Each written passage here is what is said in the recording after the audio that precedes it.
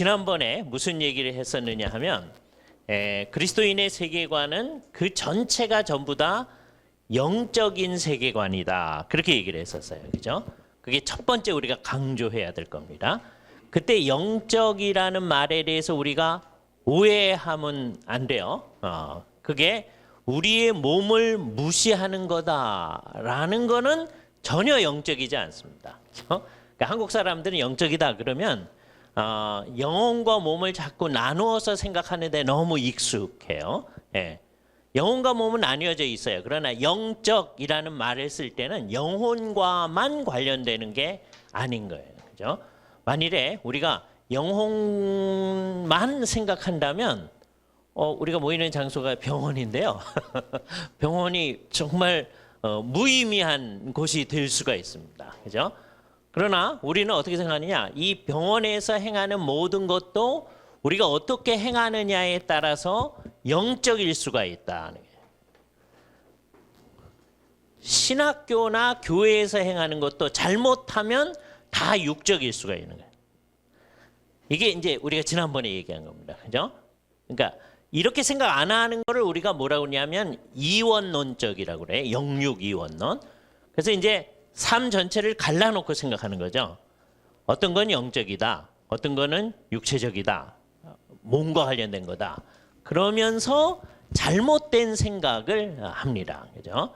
지난번에 제가 고린도전서 10장 31절 말씀 읽어보라고 그랬어요. 그죠? 그런즉 먹든지 마시든지 무엇을 하든지 다 하나님의 영광을 위하여 하라. 그렇게 얘기하고 있죠. 뭘 하든지 하나님의 영광을 위하여 하는 거. 그거 영적이라는 거죠. 그런 거에 첫 번째 거로서 바울이 얘기한 건 뭐였느냐 하면 먹든지. 그죠? 근데 우리는 먹는 거는 어디다 놓느냐면 여기다 놓거든요. 육체적이다. 그죠? 그러니까 그게 잘못된 거라는 것을 생각을 해야 돼요. 그죠? 그래서 이제 두 가지를 구분하셔야 되는데 인간을 구성하는 요소로서의 영혼과 몸 이거를 우리는 인정을 해야 됩니다. 그거를 인정을 안 하게 되면 잘못된 관계에 딱 들어가요. 인간은 영혼과 몸으로 구성되어 있다.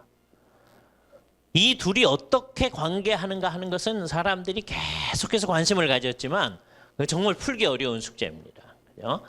그리고 사람이 이 세상에 살아있는 동안 그리고 나중에 예수님이 이 세상에 다시 오신 다음에는 언제든지 영혼과 몸이 같이 있어요.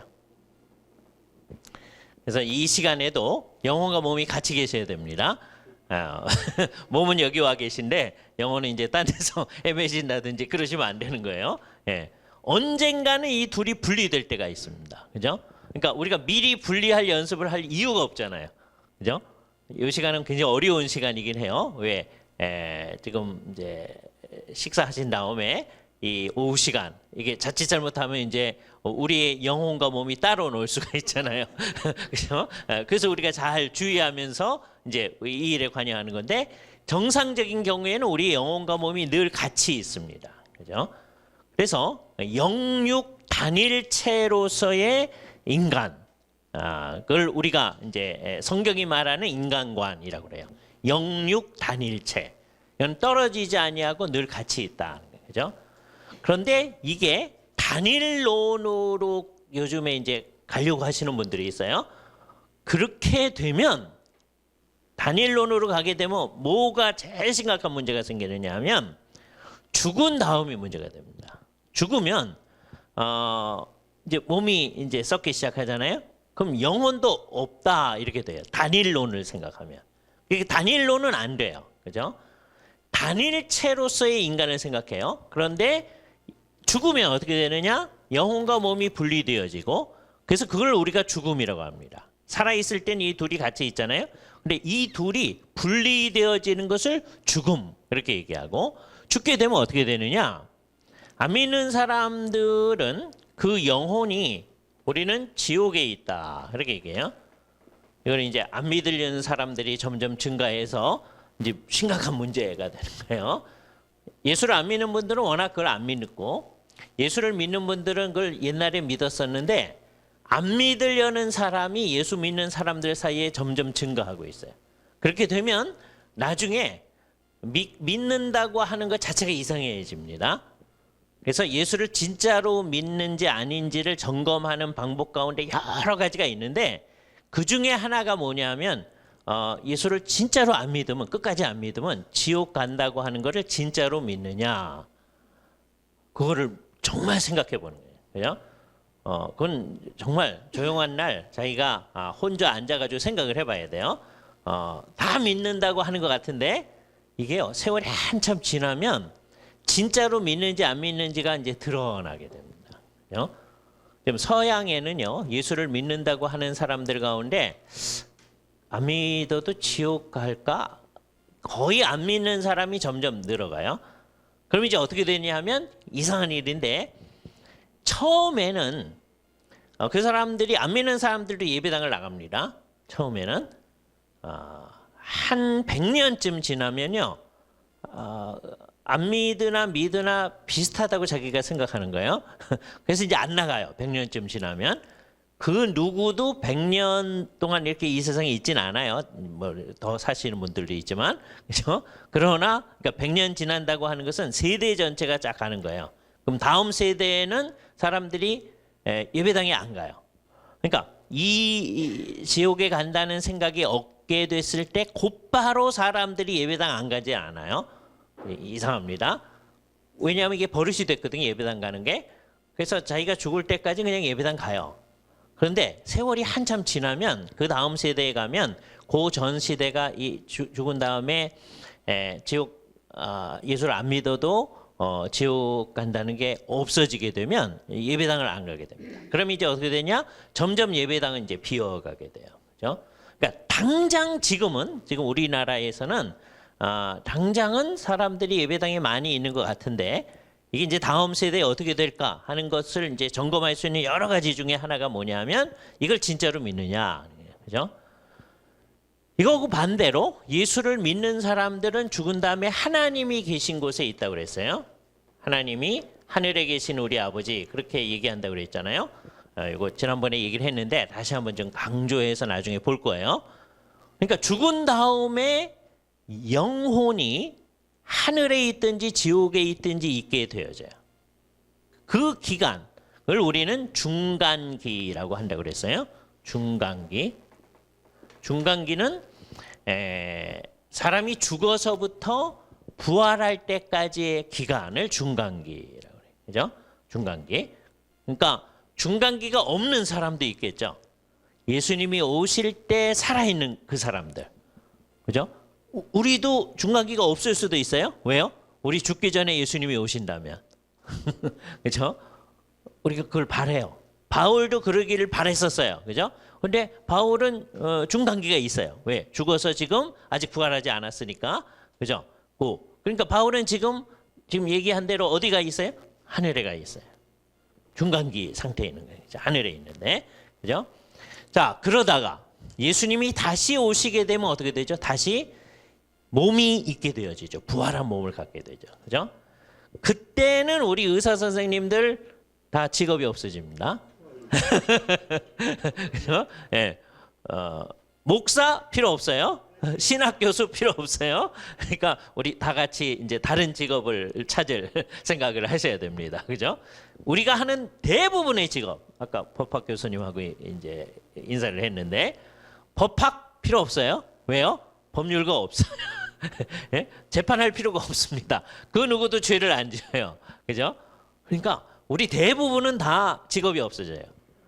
그럼 아무것도 안 하고 놀기만 할 거냐? 공산주의자들은 그런 식으로 얘기해요. 예, 이게 이제 다시 예수님이 다시 온 다음에 대해서 그렇게 얘기하는 게 아니고, 계급 없는 사회가 오면 그럴 거다. 우리가 놀기만 할 거다. 뭐 이렇게 얘기해요. 그러나 우리는 그때 주님을 위해서 뭔가 놀라운 일을 하게 될 거예요. 그죠?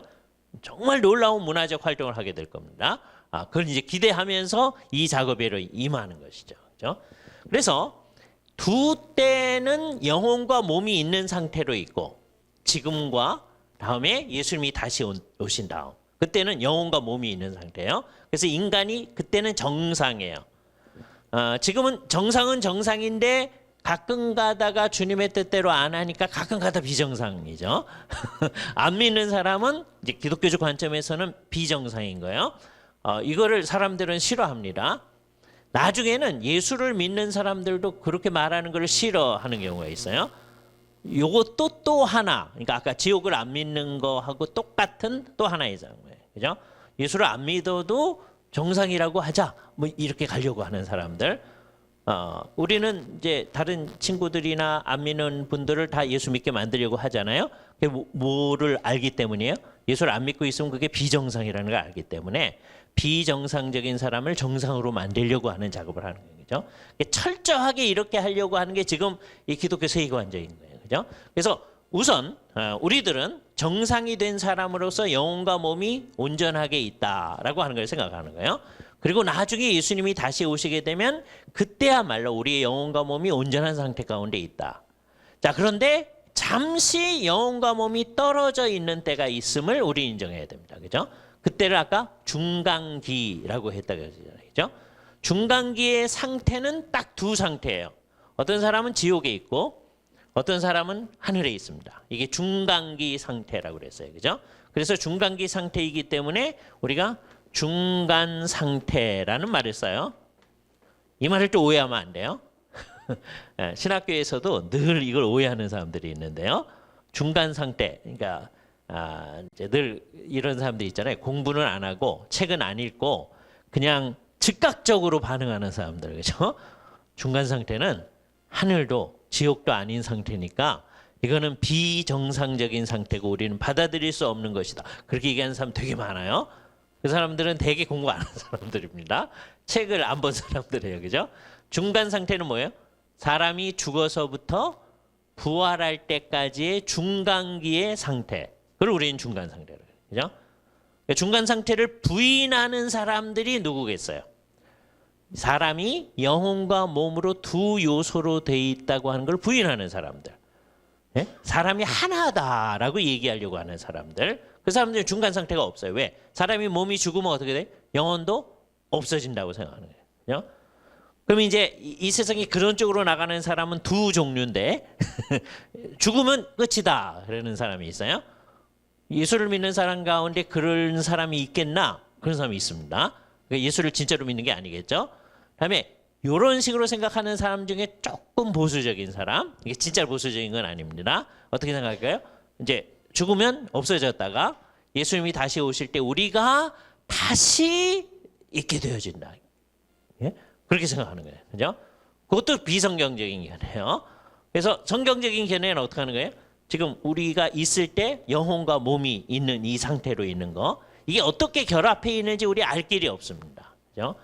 옛날에 데카르트는 사람의 그 두뇌 저쪽에 손과 선이라고 하는 데가 있는데 그 손과 선이 영혼과 몸이 만나는 거다. 그렇게 생각한 적이 있어요. 다 틀린 생각이죠. 한번 뛰어난 사람도 그렇게 잘못 생각한 적이 있다는 걸 우리가 알게 됩니다. 그죠?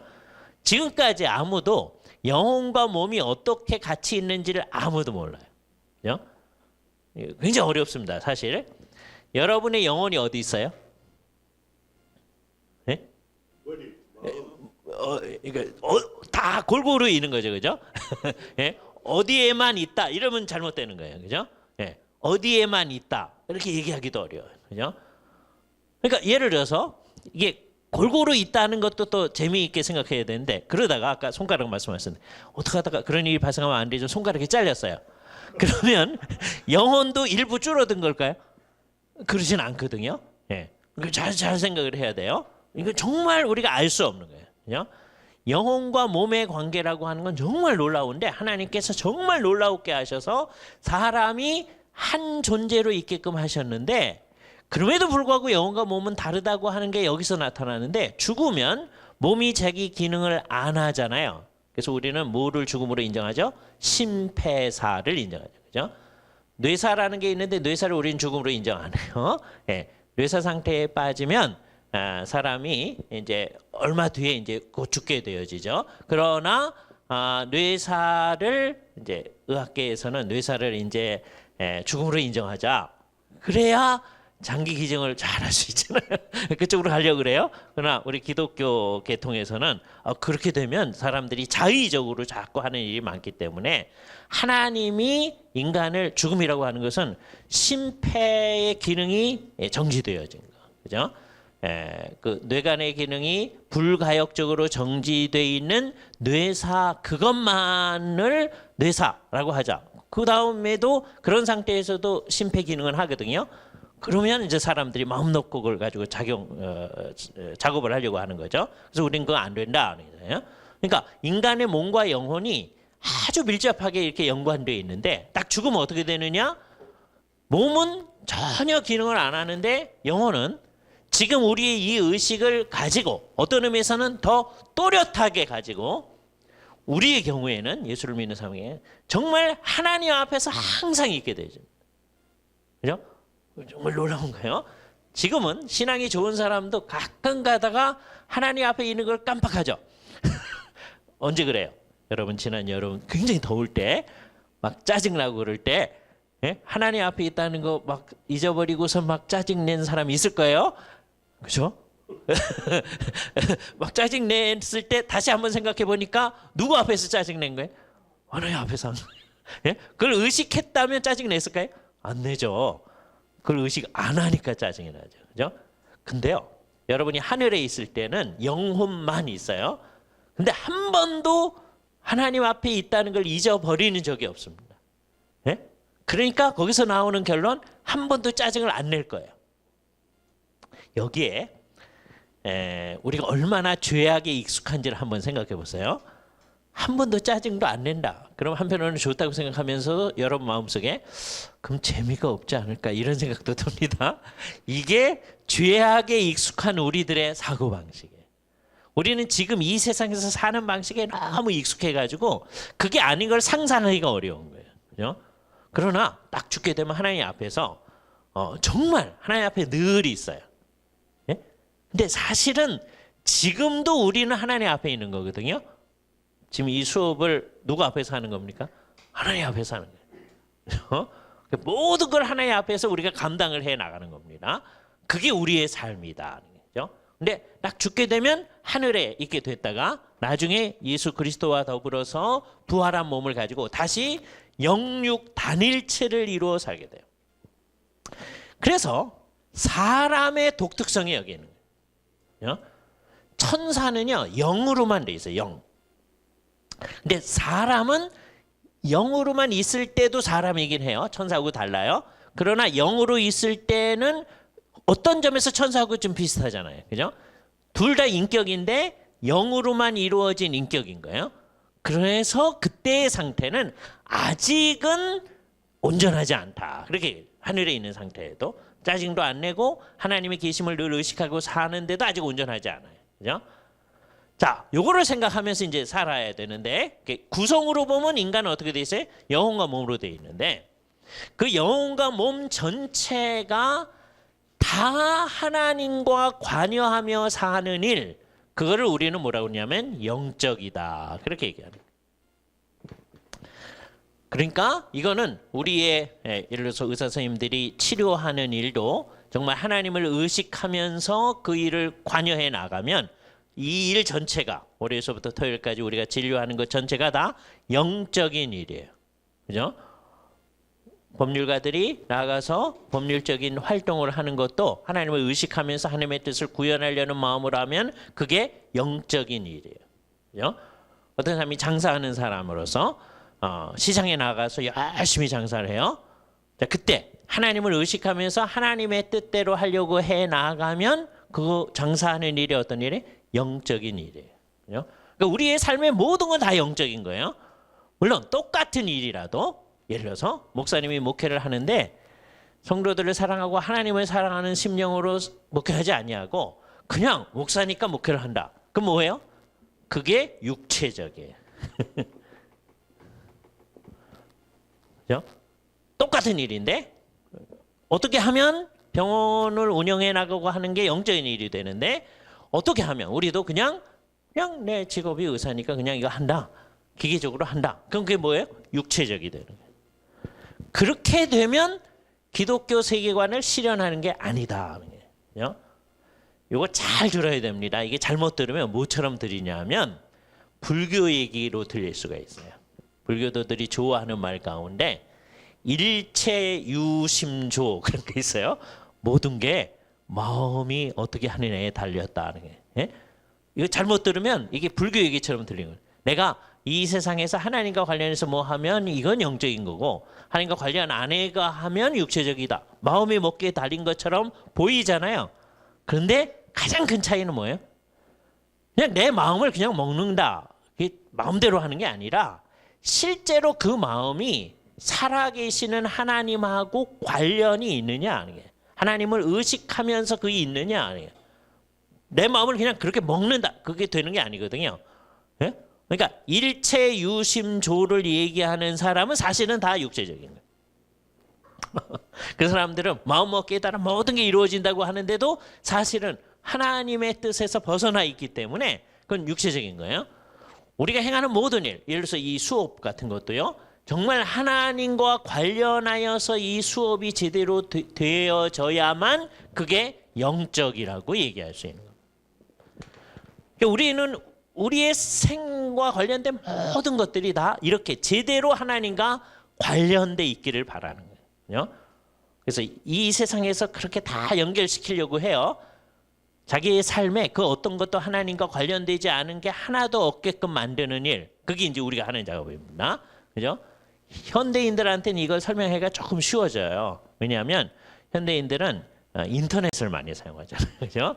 요즘은 이제 한글로 쳐도 이제 모든 검색이 이루어지지만 옛날에 얼마 전까지만 해도 인터넷 사용하실 때 맨 앞에 뭐라고 쓰시죠? www. 거기서 썼잖아요. 그 www가 뭐예요? 월드 와이드 웹이잖아요. 그죠? 이 세상 어디 있는 모든 것들이 다 연결되어 있다는 거예요. 그죠?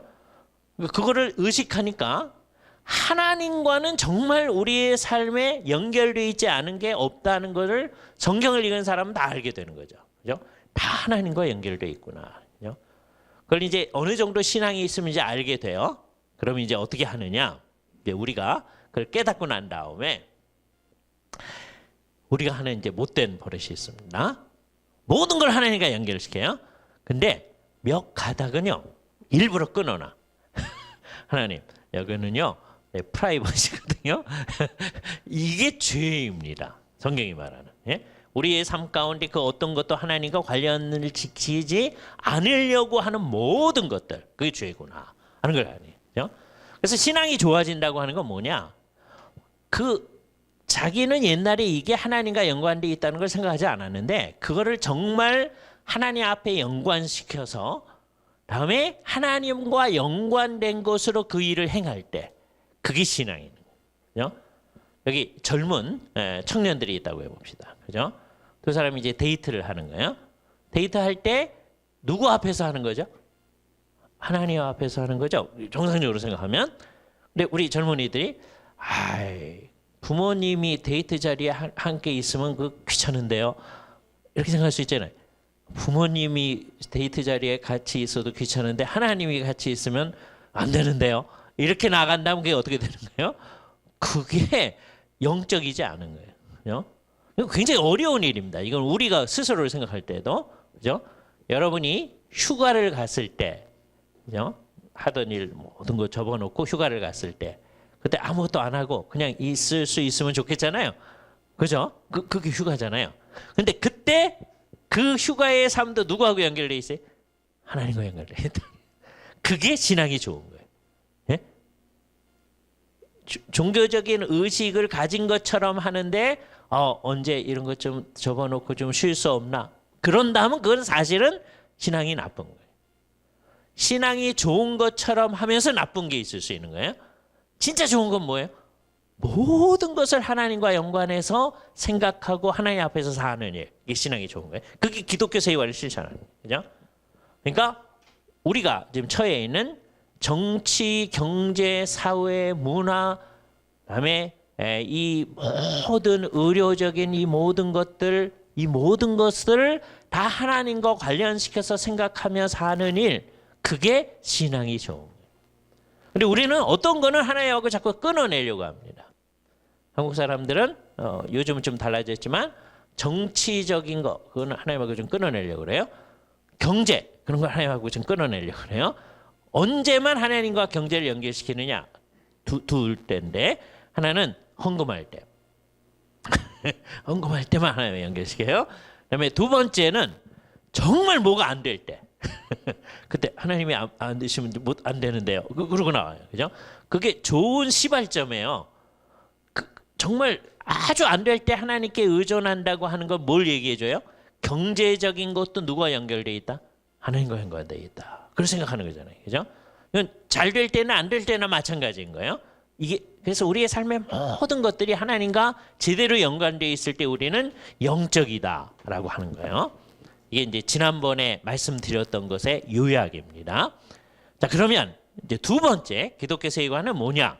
이제 여기서부터 이제 오늘부터 하려고 하는 얘기예요. 그죠? 그게 뭐냐 하면 기독교 세계관은 우리가 이 영적이라고 하는 것도 이런 의미의 영적이라는 것. 이걸 영적이란 말을 잘못 생각하는 분들이 많이 있거든요. 그거 말고 지금 제가 드린 말씀에서 이거는 전 인격적이고 전 사회적이고 전 우주적인 활동이죠. 그 어떤 것도 영적이지 않은 게 없는 거예요. 그죠? 어떤 사람은 굉장히 종교적인 것도 육체적으로 하는 사람이 있는 거죠. 그죠? 우리 신앙이 그럴 수도 있습니다. 그죠? 내가 예를 들어서 어떤 사람이 헌금을 많이 한다고 해보세요. 많이 하는데 마음속에 내가 이렇게 헌금 많이 하니까 하나님께서 나한테 복을 줄 거야 라고 생각하면서 한단 말이에요. 그럼 그게 뭐예요? 헌금 많이 해놓고 육체적인 거예요. 얼마나 억울해요. 예? 헌금 많이 해놓고 육체적이면 그죠? 예. 그런데 그거를 어떤 교회는 장려해. 우리가 어떤 신앙을 키워요? 육체적 신앙을 키워. 그건 진짜 신앙이 아니거든요. 그래서 정말 잘해야 돼요. 그죠? 우리의 모든 것을, 삶의 모든 것을 정말 하나님하고 제대로 연관시켜서 생각하는 방법. 그거를 여러분 이제 아주 친한 분들하고 같이 얘기를 해봐야 돼요. 거기서 우리가 진짜 영적인지 아닌지가 드러나는 거예요. 한참 얘기하다 보면 이게 정말 친해야만 이게 얘기가 됩니다. 한참 얘기하다 보면 상당히 많은 사람의 신앙이 굉장히 육체적이에요. 누구 같으냐 하면 야곱 같은 거예요. 야곱. 야곱은 정말 바보 같은 사람인데요. 이 사람은 어머니 태 속에 있을 때부터 하나님의 축복을 받기로 돼 있는 사람이에요. 그런데 이 사람이 자기가 그걸 받아보려고 애를 씁니다. 그래서 노력을 해요. 네? 그래서 어떻게 살아요? 남을 속이면서 그렇게 살아요. 그래서 그의 생애 끝날 즈음에 바로 앞에 섰을 때 자기의 삶을 평가하기를 험악한 세월을 보내었나이다. 네? 우리도 마찬가지예요. 하나님의 축복을 내가 받아보려고 막 애를 쓰며 살면 어떻게 될까요? 결국 험악한 세월을 보낼 겁니다. 그렇죠? 그러니까 그 사람은 그래도 나은 사람이지. 하나님의 축복을 받아버려요. 하나님의 축복 그런 건 난 없어도 돼. 이런 사람보다 낫잖아요. 근데 그것도 건강한 신앙이 아니다라고 하는 걸 우리 생각하면서 보는 거예요. 우리는 이제 이 기독교 세계관 운동이라는 게 뭐예요? 우리의 신앙을 정말 다 진정한 의미의 영적으로 되돌려놓는 거예요. 그죠? 그래서 오늘 밤에 다 친한 친구들하고 이 얘기를 좀 하셔요. 그래서 우리 속에 비영적인 것, 제대로 된 의미에서, 그러니까 어떤 것이라도 하나님과 제대로 관련되어 있지 않은 건 다 비영적인 거예요. 다 육체적으로 하는 겁니다. 굉장히 신앙적으로 보이는데 육체적인 게 있을 수 있어요. 그걸 이제 고쳐 나가는 작업 하는 거예요. 그러면 이 세상에 있는 사람 가운데서 지금 제가 말하는 의미에서 진정으로 영적인 사람이 있을까요? 없어요. 우리는 끊임없이 어떻게 하는 거예요? 그걸 향해 가는 거예요. 왜요? 이 정도 되면 참 영적이다. 이렇게 우리가 생각할 수 있거든요. 제가 얘기하는 의미에서 잘못된 의미에서가 아니고. 그런데요, 우리가 지금부터 제대로 된 삶을 한 3년만 더 산다고 해봅시다. 제대로 하나님 앞에서. 그럼 3년 동안에 우리가 그만큼 성화될 거 아니에요. 그 입장에서 오늘 정말 주님 앞에서 제대로 영적이다라고 한 거를 보면 어떻게 보일까요? 되게 우스워 보일 겁니다. 그죠? 그때 영적이지 않았네. 우리가 엉터리였네. 그게 발견돼야죠. 그죠? 거꾸로 한번 볼까요? 여러분 3년 전 또 5년 전 또는 10년 전 여러분 어땠어요? 대부분 이렇게 모이는 사람들이요. 10년 전에 5년 전에 주님을 열심히 사랑했어요. 근데 지금은요. 그러면 대부분이 지금 그때부터 못한대요. 그런 사람들이 있어요. 상당히 많이 그래요. 이거 뭔가가 잘못되어 있다는 거예요. 그죠? 사실은 10년 전보다 지금이 어때야 돼요? 훨씬 더 영적이 돼야 되거든요. 제대로 돼야 되거든요. 그죠? 예, 그게 우리 갈 방향입니다. 예, 끊임없이 모든 것을 하나님과 관련시키면서 특히 우리 정치, 경제, 사회, 문화, 영역 전체를 그렇게 해 나갈 수 있도록 해 나가는 거. 예, 끊임없는 작업이에요. 근데 그러려면 이걸 어디서 배우느냐? 다 어디서 배운 거죠, 이게? 성경에서 배운 거죠. 그래서 우리의 세계관은 성경적 세계관이에요. 그래서 여기서 이제 재미있는 얘기를 해야 되는데 우리는 여태까지 성경 공부를 열심히 해온 사람입니다. 다른 사람보다 열심히 해온 거예요. 네, 근데 제가 좀 과장해서 말하면 성경 공부를 하는데도 성경 공부 안 하는 경우가 너무 많아요. 왜 그래요? 성경 공부를 하는데 정말 진정한 하나님의 뜻을 알기 위해 성경 공부하는 게 아니고 우리 식으로 그냥 하는 거예요. 그죠? 그렇게 되면 성경 공부를 하는데 진짜 성경 공부는 안 하는 결과가 나타날 수도 있다는 거죠. 그러지 않도록 하기 위해서 이제 우리가 작업하는 거예요. 기독교 세계관은 정말 성경적 세계관이다라고 하는데 일단 기본적인 틀을 이제 끄집어내 보겠어요. 그다음에 그걸 구체화 시켜 보도록 하겠습니다. 성경을 통해 보면 이 세상 모든 게 이제 어떻게 시작했느냐, 어디서부터 출발하느냐면 하나님의 창조서부터 시작합니다. 물론 창조 전 상황이 있죠. 성경이 얼뜻 창조 전에 대해서 얘기를 해줘요. 그죠? 창조 전에는 누가 계셨어요? 삼위일체 하나님이 계셨어요. 그죠? 하나님이 혼자서 심심했죠. 그래서 심심해서 이 세상 만들었죠. 그렇게 되면 이제 어떻게 돼요? 성경하고는 완전히 달라지는 게 돼요. 어떤 사람은 그렇게 합니다. 태초에 권태가 있었다. 그래서 하나님 혼자 있으니까 심심해가지고 이 세상 만들었다는 거예요. 그게 정말 잘못된 생각입니다. 하나님은 조금 아까 말씀드렸지만 삼위일체 하나님을 계셨다고 그랬어요. 그죠? 하나님은 한 분이신데 삼위가 같이 교제하는 정말 놀라운 존재 방식을 가지고 계셔요. 예? 우리가 상상할 수 없는 거예요. 한 존재면 한 존재 안에 인격이 하나 있어야 되거든요.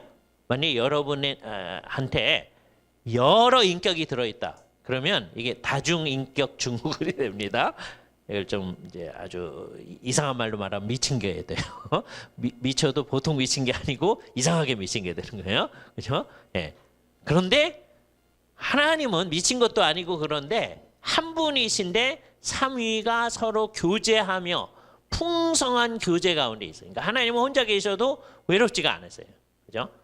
예수님께서 얼뜻 하시는 말에서 이것을 짐작할 수 있는데 내가 창세전에 아버지와 함께 가지고 있던 영광으로서 나를 영화롭게 하옵소서. 그렇게 얘기합니다. 창세전에 아버지와 함께 가지고 있었던 영광. 그러니까 주님께서는 이 세상에 오시기 전에 창세전서부터 아버지 하나님 그리고 성령 하나님과 함께 계셨다. 이게 창세전의 얘기예요. 그죠? 또 에베소서에 보면 창세전에 우리를 선택하사 그렇게 얘기하셔요. 그러니까 창세전 얘기를 성경이 하는 거예요. 그죠? 성경이 아니었으면 우리가 감히 말할 수 없는 얘기들을 성경을 통해서 그런 게 있구나. 우리는 받아들이는 거죠. 예. 이거 굉장히 중요한 거예요. 성경이 얘기하니까 이걸 우리가 창안해내서 말하는 게 아닙니다. 성경이 얘기하니까 그렇게 얘기하는 거죠. 그런 태도도 성경적인 거예요. 그러나 이렇게 창세전에 있는 것 외에는 전부 다 어떻게 되어 있느냐? 하나님이 창조함으로 시작했습니다. 창조하셨어요. 자, 그런데 성경을 쭉 읽다 보니까 어떻게 되어 있느냐? 창조된 게 그냥 있지 아니하고 창조된 상태에서 떨어졌어요. 떨어지는 것을 폴이라고 그러죠. 가을이 되면 낙엽이 떨어져요. 그래서 가을을 폴 그래요. 예? 나야가라 폴, 물이 떨어지잖아요. 이걸 폴이라고 해요. 폭포. 그죠? 마찬가지로 사람이 창조받은 상태에서 떨어졌어요. 그래서 우리가 이것을 타락이라고 그래요. 성경에 의하면 타락이라는 사건이 있다. 그죠? 이따가 이제 구체적으로 이걸 생각해 볼 겁니다. 예. 이게 기본적으로 성경적 세계관의 기본적인 틀이 딱 나타나는 거예요. 타락했을 때 하나님께서 여기에 전혀 관여를 안 하시면 우리는 정말 없어지고 마는 겁니다. 나중에 이 세상에 형벌받고 그다음에 죽은 다음에 형벌받고 없어지고 마는 거예요. 그죠? 그런데 하나님께서 여기에 관여해 오셨어요. 그래서 하신 일이 이 세상을 구속하신 일. 십자가에서 구속이 일어났죠. 그런데 십자가에서 구속이 일어났을 때 그때 모든 게 다 일어난 게 아니고 기본적으로 원칙적으로 뭔가가 일어났고 그것의 온전한 실현은 그 구속의 극치 상태에서 이루어집니다. 극치. 컨서메이션이라는 단어를 우리가 지난번에 극치라고 번역한다고 그랬어요. 그래서 성경의 틀을 딱 살펴보면 어떻게 되어 있느냐? 창조, 타락, 구속, 극치의 구조를 가지고 있어요. 그래서 우리는 오래전서부터 기독교 세계관의 틀이라고 하는 게 다 그렇다. 창조, 타락, 구속, 극치. 이걸 이따가 하나하나 이제 생각을 해볼 거예요. 그런데 따라서 이 세상에 있는 모든 것을 이 틀 속에다 집어넣고 생각을 하는 게 성경적 세계관을 적용하는 거예요. 예를 들어서 한번 보세요. 병원이니까 인간의 몸이라고 하는 게 맨 처음에는 창조된 상태에 있었죠. 창조된 상태에서는 절대로 아프지 않아요. 병원이 필요하지 않아요. 그렇죠? 병원이 필요하지 않은 상태가 다시 한번 나타나는데 그게 극치 상태예요. 그때는 몸이 아프지가 않아요. 죽지도 않고. 그죠? 자, 그런데 타락을 하면 어떻게 돼요? 이제 결국은 흑인이 흑으로 돌아갈지니라. 그래서 죽게 돼요. 타락한 상황에서 그런 거예요. 그죠? 이게 재미있는 말입니다. 사람을 만들 때 처음부터 흙에서 만드셨다고 성경이 말해요. 왜 아담이라고 그러죠? 아담. 맨 처음 사람을 아담. 그는 사람을 흙에서 고운 흙에서 만들었잖아요. 흙을 히브리 말로 아다마 그래요. 일본 말 아니에요. 아다마에서 만들어서 아담 그러는 거예요. 그렇죠? 예. 흙에서 왔으니. 근데 맨 처음에 하나님이 창조해 놓고 너는 흑인이 흙으로 돌아갈지나 그러지 않았다고요. 왜? 맨 처음에 상황에서 사람은 안 죽어요. 병도 안 들어요. 그런데 이 세상의 인간의 죄악, 그 타락이라는 것 때문에 죄악의 결과로서 죽음과 함께 질병 모든 것들이 생겨져요. 그러니까 타락을 의사 선생님들은 좋아해야 될까요? 타락 아니었으면 우리가 먹고 살 수도 없는데 타락 때문에 그러지 않아요. 그렇죠? 타락이 아니었으면 법률가 없습니다. 좋아해야 될까요? 그렇지가 않아요. 이게 다 타락의 구조에서 나타난 여러 가지 작업들이에요. 그죠? 타락이 아니었으면요. 목사 필요 없어요. 신학 교수 필요 없어요. 그럼 우리는 타락을 좋아해야 될까요? 전혀 그러지 않아요. 이게 우리의 구조라는 거예요. 그죠? 네. 그런데 예수 그리스도께서 우리를 구속하셨어요. 그러면 구속하셨으면 구속받은 사람은 절대로 병에 안 들까요? 구속받은 사람은 안 죽을까요? 아니요. 같이 병들고 같이 죽는 거예요. 굉장히 중요한 생각을 해야 됩니다. 가끔 가다가 신앙이 좋으면 이 구조가 정말 이상한데 큰 병에 들었다가도 금방 낫는다 그러신 분들이 있어요. 그러면 신앙이 좋으면 아예 병에 안 들어야죠.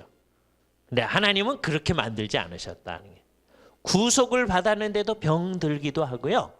죽기도 하는 거예요. 왜? 하나님이 그 구조 속에 이 세상에 예수를 믿는 사람들은 안 죽고 예수 안 믿는 사람들은 가끔가다 죽고 그러면 이 세상 역사가 이상해지잖아요. 하나님께서는 그런 역사를 원치 않으셨어요. 그래서 우리도 같은 죽음의 구조, 죽음과 고난의 구조 속에 같이 있는 거예요. 이 세상 모든 사람들이. 예수 믿는 사람도 마찬가지예요. 죽음과 고난의 구조 속에서 우리가 같이 살아나가는 거예요. 그 모든 것이 이제 없어지는 때가 언제예요? 이 극치 상태. 그래서 이 세상 모든 것을 다 이 틀 속에 넣고 생각을 해야 됩니다. 그죠? 결혼이라고. 결혼은 누가 창조하셨어요? 하나님이 창조해요. 남자와 여자로 창조하셨으니까. 그러니까 결혼은 맨 처음에 창조받은 상태의 그 의미를 지니고 있어요. 오늘 누구의 결혼이라도 하나님께서 결혼하라고 했기 때문에 결혼해야 돼요. 믿는 사람도 마찬가지고 안 믿는 사람도 마찬가지예요.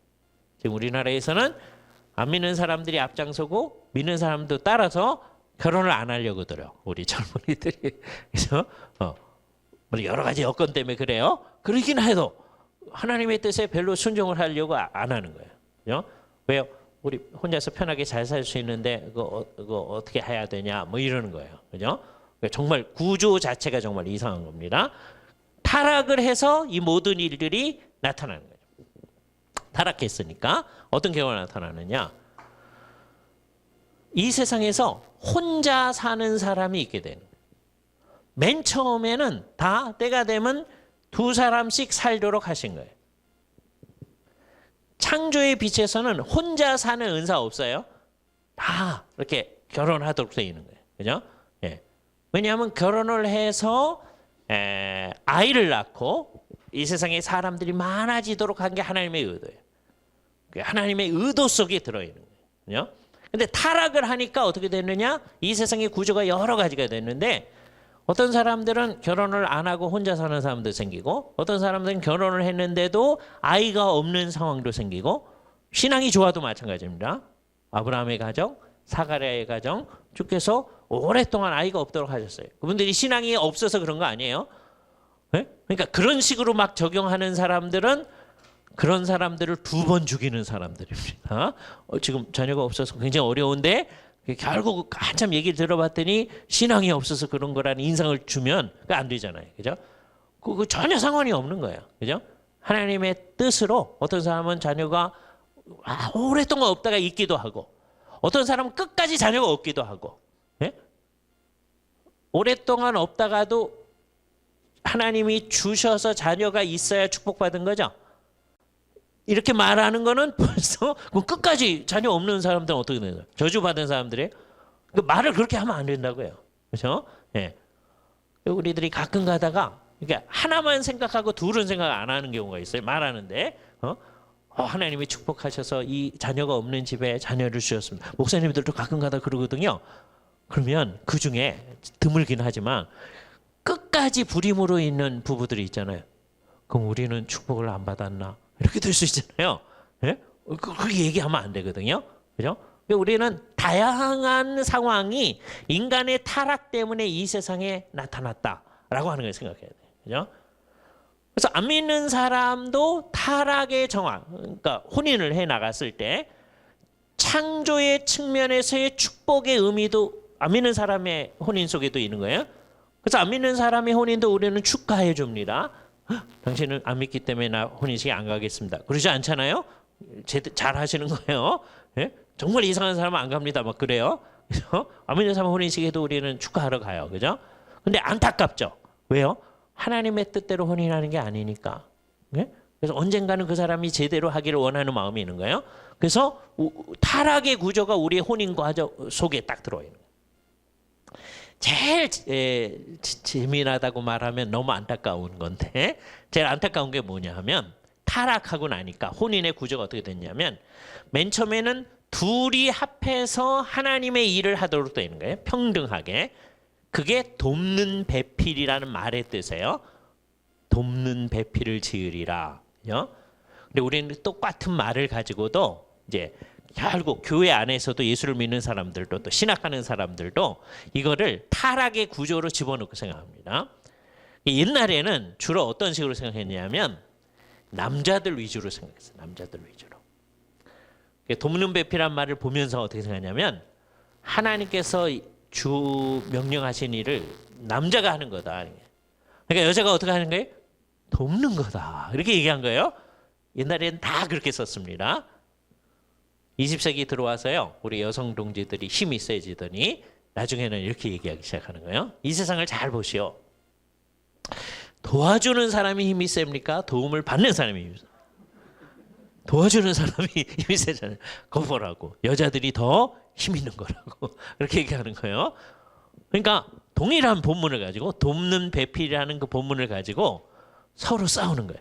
아니 남자가 중요한 일을 하는 거예요. 여자는 돕는 거다. 그런데 여성 동지들 하는 말이에요. 사실은 여자들이 힘이 있기 때문에 도와주는 거다. 예? 똑같은 말을 그렇게 해석하는 겁니다. 둘 다 틀린 거예요. 이 속에 뭐가 작용하는 거예요? 서로가 서로를 지배해 보려고 하는 거죠. 이게 언제 일어났어요? 인간이 타락했을 때 나타난 현상이에요. 그죠? 우리말 성경의 한 곳 성경의 번역을 좀 다시 살펴보실 텐데요.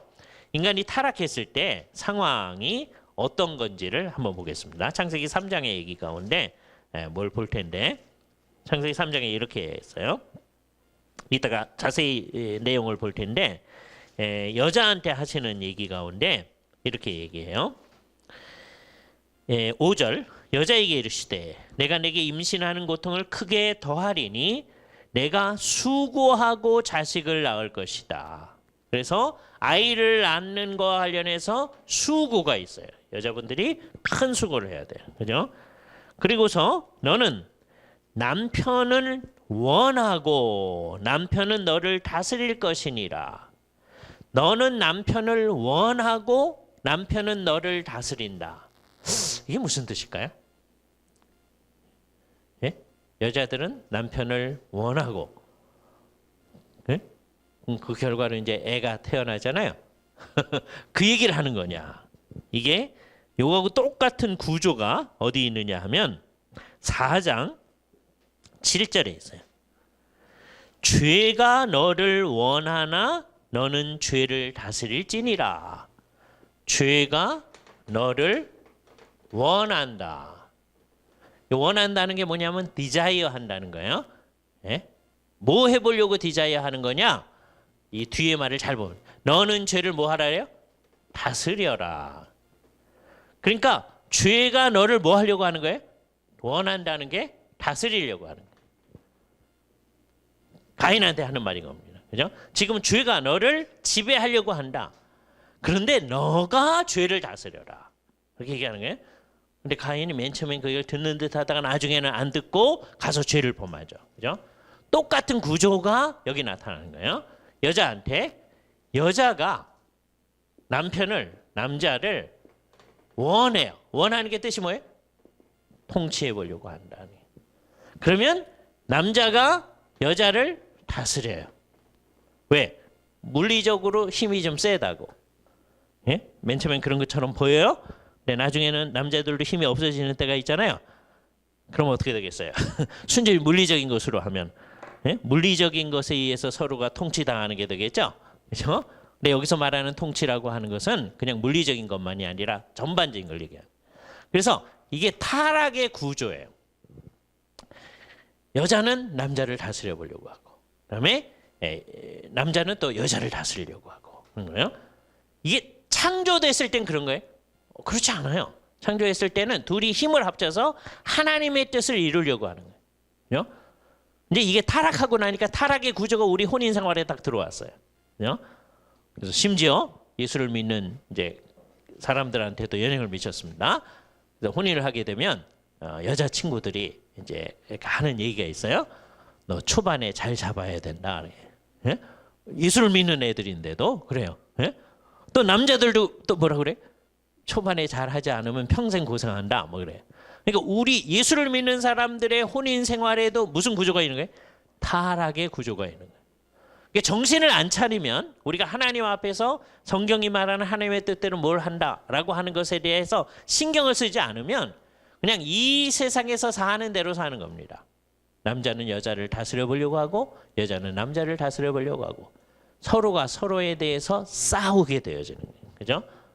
그래서 우리의 상황이 어떻게 되버렸냐? 타락된 상황에서는 옛날에 토마스 홉스라는 사람이 인간이 이 세상 속에 있을 때 어떻다 이렇게 표현하는 게 있는데 이렇게 재미있는 표현을 했어요.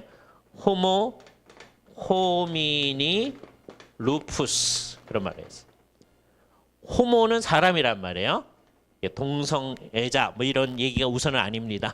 그냥 사람은 사람에게 대해서 루푸스는 늑대다.